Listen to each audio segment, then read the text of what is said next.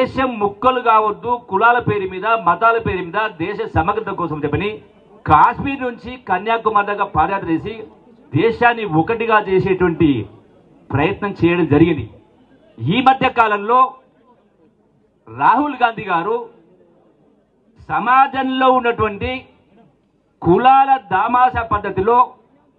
ఉద్యోగాలైనా చదువులైనా వాళ్ళ హక్కు కులగణన చేపట్టాలని చెప్పని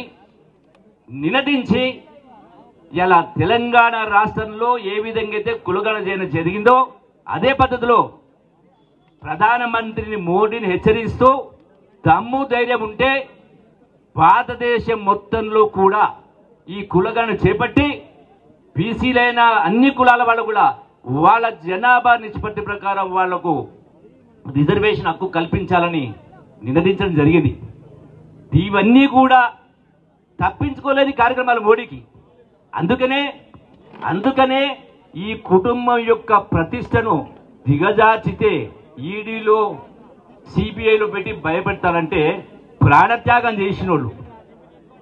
యావత్ ఆస్తిని దారాదత్తం చేసిన వాళ్ళు, సంవత్సరాల కొద్ది జైల్లో ఉన్నవాళ్ళు ఇవాళ గాంధీ కుటుంబాన్ని మీ తరం అవుతుందా వాళ్ళ ప్రతిష్ట మార్చడానికి, పరిస్థితి దిగడానికి? మోడీ ఇటువంటి 100 మోడీలు వచ్చినా, మోడీ ధ్వజం వచ్చినా ఈ రోజున మీరు ఏమీ చేయలేరు అనేది